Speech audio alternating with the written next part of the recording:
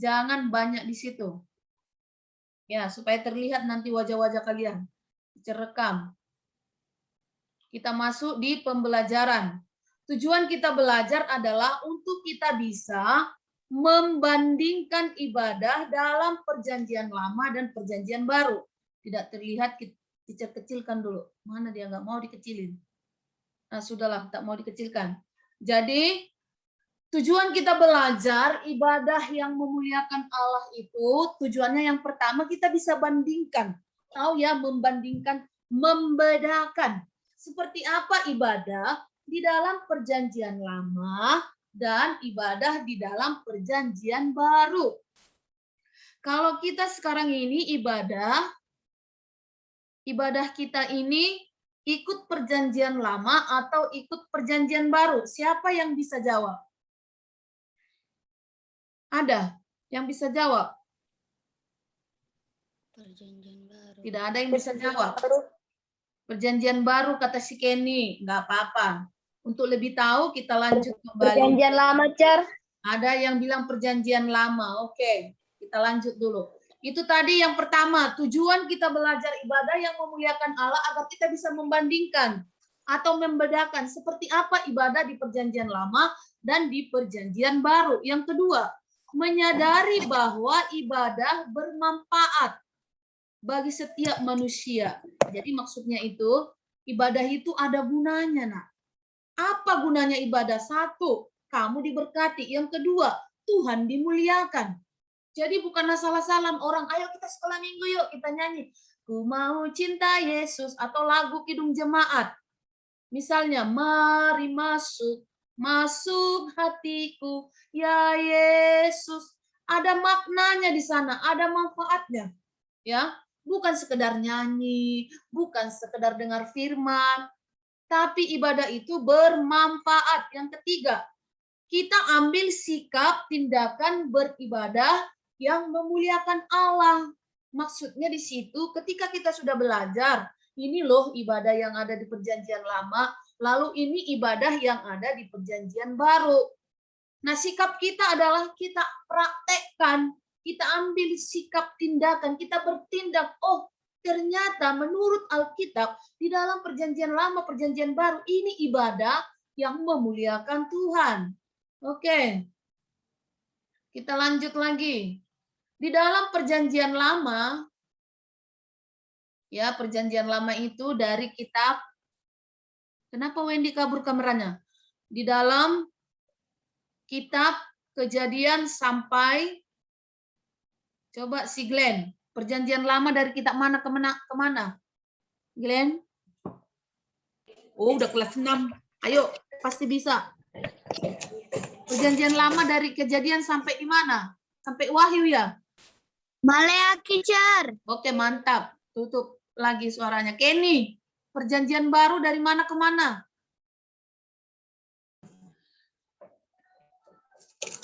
Kenny. Dari Matius ke Wahyu, Teacher. Oke, mantap. Sekarang lihat.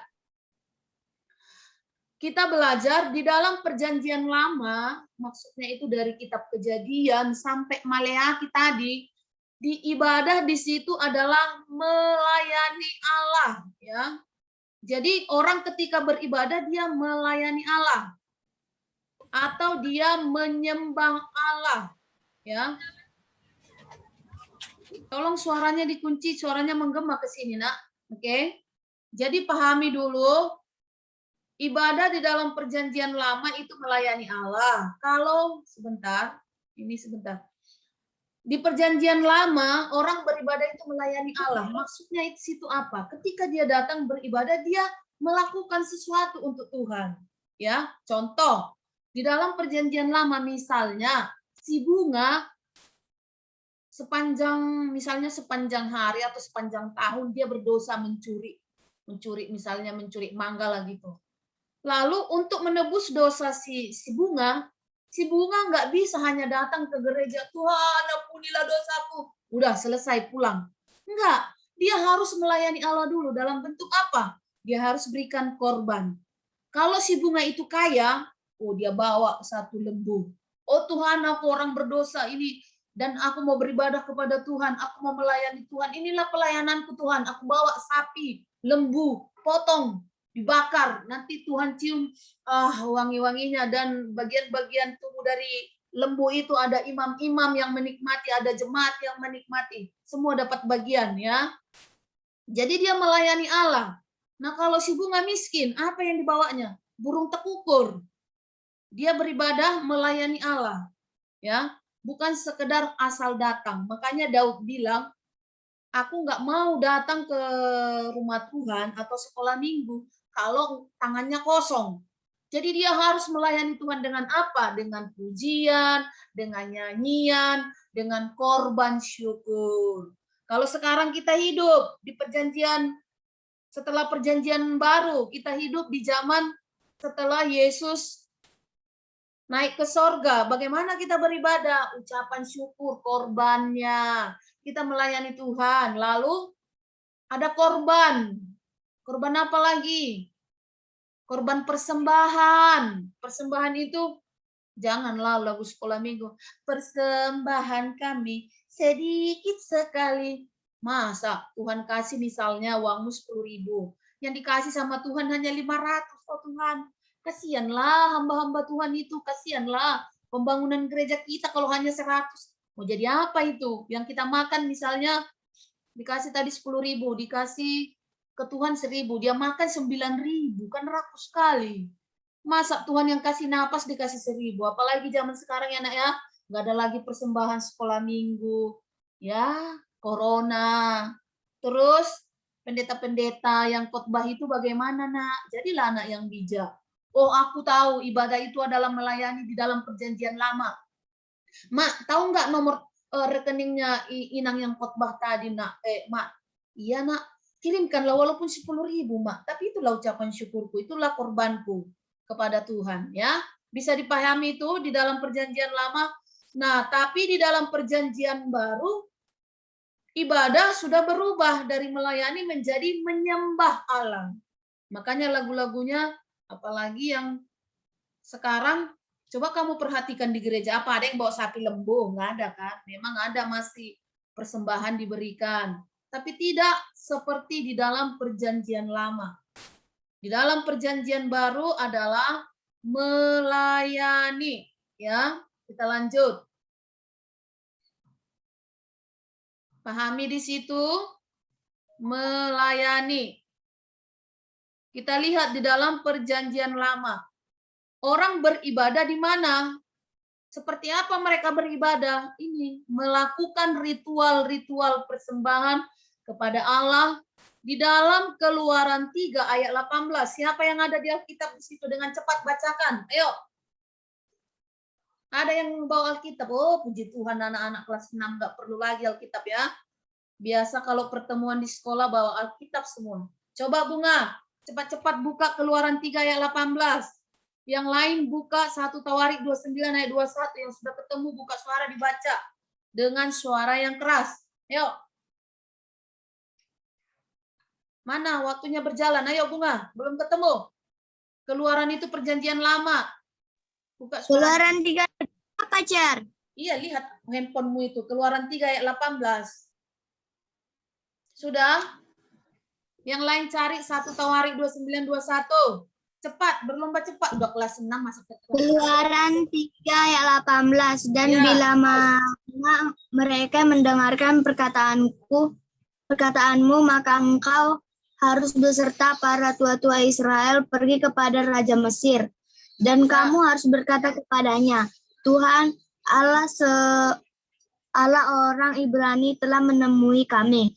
Oleh sebab itu, izinkanlah kiranya kami pergi ke padang gurun 3 hari perjalanan jauhnya untuk mempersembahkan korban kepada Tuhan Allah kami. Oke, jadi di dalam Keluaran itu, ibadah itu ketika bangsa Israel ada di Mesir, ketika mereka mau beribadah kepada Tuhan, mereka mempersembahkan korban. Jadi mereka melayani.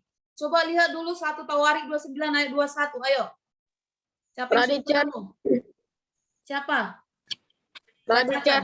Iya, bacakan. Keesokan harinya mereka mempersembahkan korban sembelihan dan korban bakar kepada Tuhan, yakni 1.000 ekor lembu, 1.000 ekor domba jantan, dan 1.000 ekor domba muda dengan korban-korban Tuhannya, dan sangat banyak korban sembelih demi seluruh Israel. Ya, kita kembali lagi. Jadi di sana, ini di dalam Tawarik juga bagaimana mereka beribadah, mereka menyembelih korban. Jadi di dalam perjanjian lama itu ibadah itu dengan melayani, memberi korban kepada Tuhan. Coba kalau Tuhan Yesus nggak mati bagi Wendy, betapa repotnya Wendy. Wendy misalnya kita orang miskin ya kan, burung tekukur. Kemana lah Wendy cari burung tekukur? Tiap hari mau beribadah, tiap hari Minggu cari burung tekukur. Kan repot. Nah itu dia. Jadi ibadah di dalam perjanjian lama dilakukan di sini. Ini namanya tabernakel ini. Nih, tabernakel ya. Kalau sekarang kita beribadah di gereja, masuk aja semuanya di gereja. Kita bisa lihat pendeta khotbah, kita bisa ketemu satu sama lain. Kalau di dalam perjanjian lama ada orang beribadah nggak sembarangan. Nah, ketika misalnya si Kenny berbuat dosa, nggak bisa masuk rumah kudus, rumah Allah. Ya, dia hanya di gerbang ini, di depan ini. Ya, sedangkan di ruang Maha Kudus ini aja nggak bisa. Pendeta kalau dia berdosa masuk situ mati. Jadi kalau nanti mati pendeta di ruangan ini macam mana caranya? Kakinya diikat, dikasih gelang-gelang gitu bunyi. Ketika gelang itu nggak berbunyi lagi, wah udah mati dia di dalam, ditarik pakai tali. Karena nggak boleh sembarangan masuk ruang Maha Kudus. Ibarat kata itu kayak di gereja kita itu kan ada altar tuh, tempat pendeta khotbah. Seperti itu mungkin ruang Maha Kudusnya.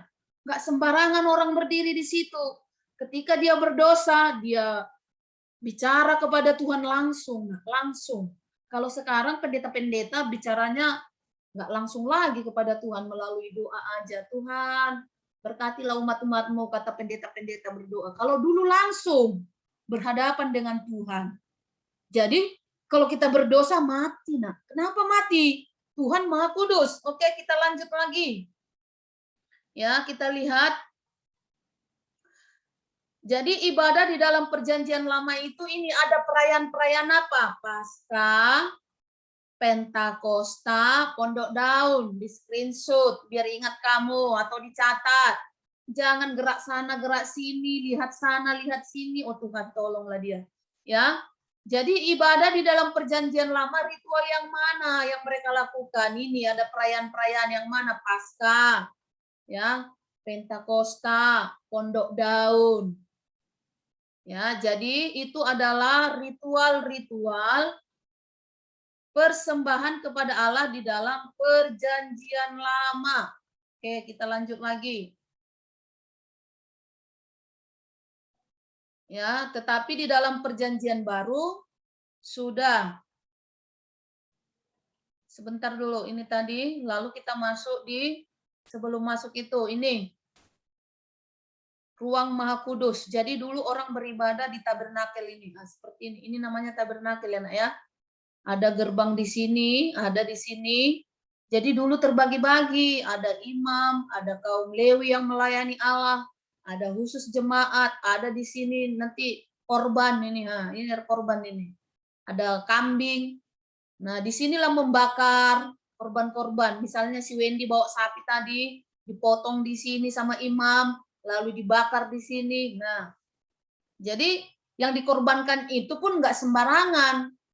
Di dalam perjanjian lama ibadah itu rumit. Misalnya si Glenn, dia berdosa hari ini, terus dia orang kaya yang sedang. Jadi kalau dia sedang dia bawa kambing. Ketika dia mau beribadah kepada Tuhan, kambing itu kalau ada kudisnya sedikit, Glenn nggak bisa.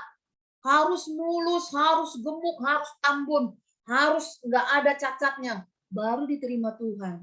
Makanya waktu Tuhan Yesus hidup, zaman Yesus hidup di bait Allah itu terjadi penukaran uang. Karena apa? Ternak-ternak yang jelek-jelek itu dijual, diganti sama yang baru atau diganti dengan uang, ya. Makanya Tuhan Yesus marah, rumahku kamu jadikan sarang penyamun, kata Tuhan. Tuhan marah, itu latar belakang dari mereka ada tukar menukar di bait Allah. Siapa yang seperti itu? Mau sekolah minggu kan? Misalnya si Radit dari Baloi Kolam, mamanya kasih 10.000 dia sekolah minggu. Kan ditukar sama si Radit. Oh, banyak kali untuk Tuhan 10.000, aku jalan kaki capek, 1.000 aja untuk Tuhan. Kejam kali kamu Radit. Kalau di perjanjian lama nggak masuk itu, nggak diterima ibadahnya itu. Kalau di perjanjian lama yang terbaik, yang paling sehat, nggak boleh cacat. Coba kalau kita cek diri kita sekolah minggu ya kan, duitnya mana yang kumel, mana yang jelek, itulah dikasih untuk Tuhan. Padahal sudah belajar ibadah yang memuliakan Allah. Setelah kita belajar ini, tolong kalau kasih persembahan itu nak cari uang baru. Warung aja nggak mau terima yang jelek-jelek. Masa Tuhan dikasih yang robek lah, yang kasihnya kayak gini nih, digulung-gulung gini, dimasukin ke kantong persembahan. Berarti Tuhan itu begitu hina, nggak mulia. Coba kamu kalau tahu, oh ini untuk Tuhan, aku lipat dengan rapi, yang baru dikasih. Masukkan dengan hormat. Tuhan, ini persembahanku, terimalah. Ya. Karena di dalam perjanjian lama, kalau kita ikuti, semua kita nggak layak beribadah. Tetapi karena Tuhan Yesus baik, kita semua boleh beribadah. Sekarang masuk di, ini karena nggak terlihat. Kita dengar dulu lagu apa ini? Oh, sebentar. Ini dalam perjanjian lama, ibadah berasal dari kata to serve, ada di bukunya, yaitu melayani. Melayani di situ menggunakan seluruh anggota tubuh dan kemampuan khusus yang diberikan Allah untuk melayani. Ya, ada di sini main musik, nyanyi, ya, menari. Karena di dalam perjanjian lama, Daud kan menari. Bila roh Allah ada di dalamku, bukan menari seperti Daud menari.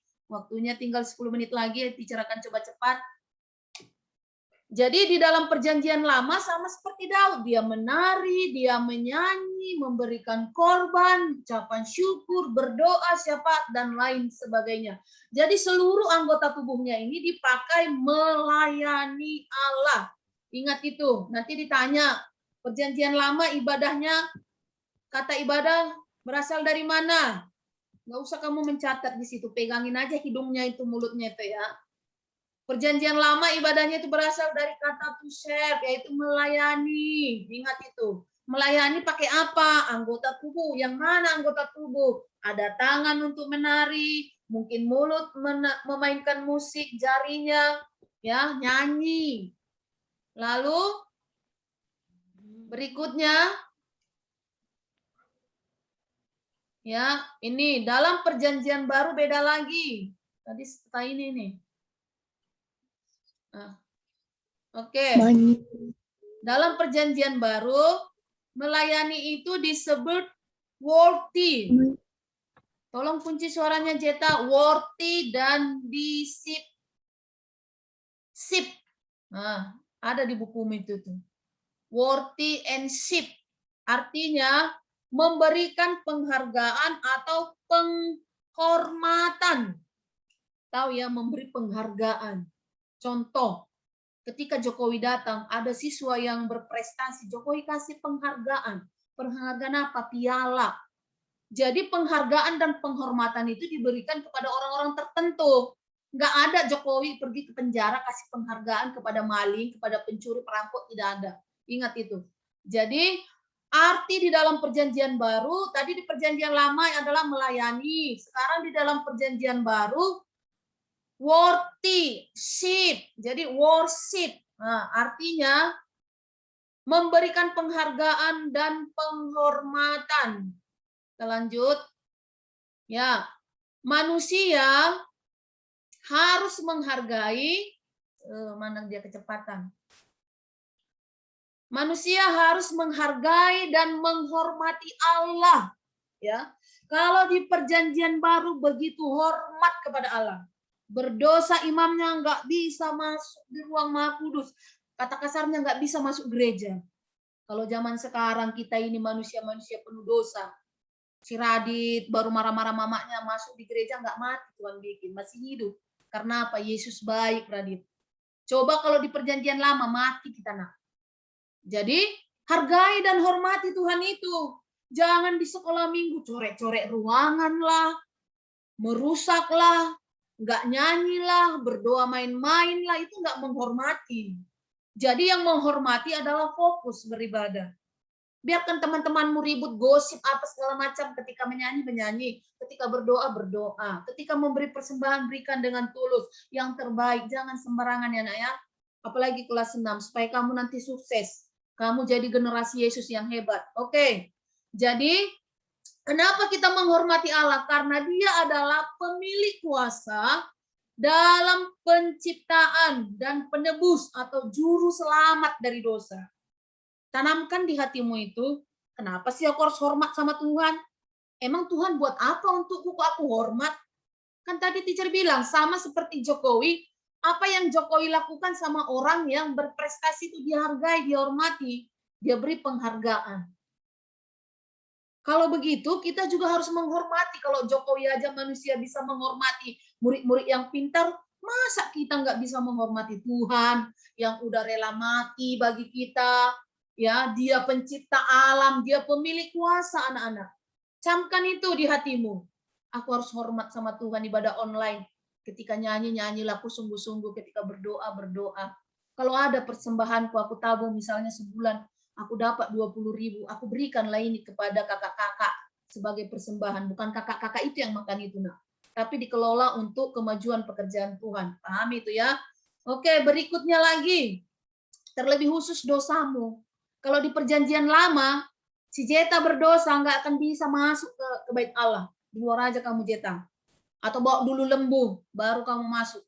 Kalau sekarang, hari ini Jeta melawan bapaknya, masuk di gereja, Tuhan masih, sabarlah anakku itu, aku tunggu dia baik, nggak mati kita nak. Jadi itu karena Tuhan Yesus baik. Dia menebus kita dari dosa. Kalau tidak, di perjanjian lama, kalau Yesus nggak lahir, perjanjian lama kan Yesus belum lahir. Di perjanjian baru setelah Yesus lahir, kita bebas beribadah kepada Tuhan. Karena apa? Waktu Yesus itu mati, bait Allah itu kan terpisah, dibelah menjadi dua. Waktunya 5 menit lagi, nggak apa-apa nanti kalau dia mati sendiri ya. Jadi apa yang memisahkan kita dari Allah waktu Yesus mati itu terbuka. Jadi kita bisa menghampiri Allah itu karena Yesus. Kalau dulu hanya iman, hanya pendeta yang suci bisa bertemu Tuhan. Itu pun kapan? Sekali setahun. Sekarang si Jeta nggak perlu nunggu 1 tahun, nggak perlu harus kudus sekali. Sekarang pun Jeta bisa berdoa, Tuhan terima kasih Engkau baik bagiku, ampunilah dosaku. Tuhan dengar dan Tuhan menyayangi si Jeta. Ya, paham itu. Berikutnya, ibadah tidak pura-pura yang hanya dijadikan rutinitas, maksudnya hanya kebiasaan, kewajiban. Ya, rajin berdoa, membaca Alkitab, dan lain sebagainya. Tahu ya rutinitas itu seperti ini. Udah biasanya aku baca Alkitab, udah biasanya aku berdoa. Enggak lagi karena dia menghormati Tuhan. Coba kalau si Kenny menghormati Tuhan. Hari ini kami belajar agama. Aku tahu kita belajar agama itu adalah menceritakan tentang Tuhan. Aku mau hormat sama Tuhan, aku mau dengar, aku mau perhatikan. Itu adalah bukan rutinitas kamu belajar agama, tapi sadar, aku bisa hidup karena Tuhan hari ini. Jadi bukan rutinitas ya nak ya. Ibadah itu bukan hanya kebiasaan sehari-hari Lionel. Ya boro-boro Lionel berdoa, udah sehat-sehat orang tuanya. Nggak pernah si Lionel baca Alkitab. Nggak pernah Lionel bilang begini, sebagai abang-abang di rumahnya. Kalau Abang Domingo beda. Abang Domingo selalu berdoa sama Inang, sama Amang. Kalau Lionel nggak pernah ngajak. Coba Lionel, Kakak Irpina duduk, Bapak Mama duduk, kita berdoa. Kita sembahyang, hari Minggu nggak ada di gereja. Rumah ini adalah rumahnya Tuhan. Kita beribadah kepada Tuhan. Pernah Lionel bilang begitu? Coba jawab dulu nak. Pernah?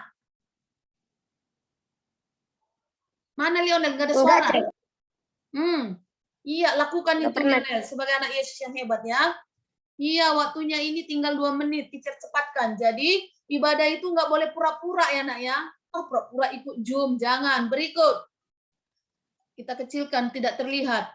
Ibadah tidak pura-pura, baru Allah menghendaki ibadah yang sungguh-sungguh, segenap hati, pikiran, dan menyembah Dia dengan tulus. Tulus itu enggak ada, aku sembahlah Tuhan supaya aku sehat, itu enggak tulus.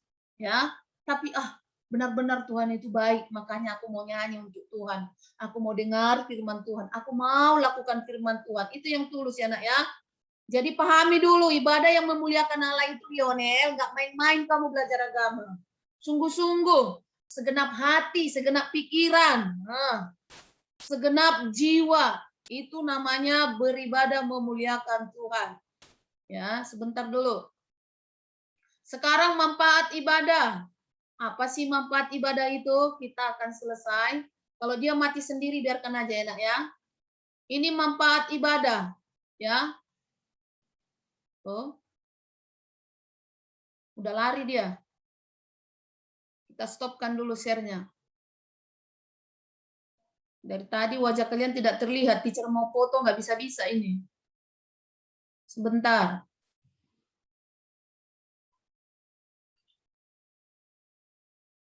Gimana dia? Oke. Manfaat ibadah tadi. Jadi manfaat ibadah itu, udah lari Nak, sebentar dulu ya.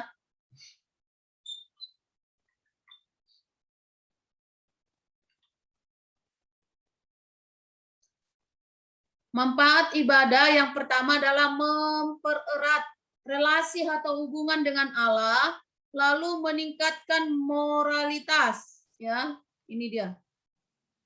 Sebentar, sudah ketemu. Siapa yang ketawa ini? Oh, Tuhan Yesus setia, Engkau baik. Nanti teacher screenshot ya kalian yang main-main di sini ya. Oke, jadi manfaat ibadah itu adalah mempererat hubungan kita dengan Allah, meningkatkan moral dan spiritual, dan membuat manusia itu bersekutu dan saling melayani. 3 ini saja manfaatnya. Dalam Kolose 1 ayat 10 ya.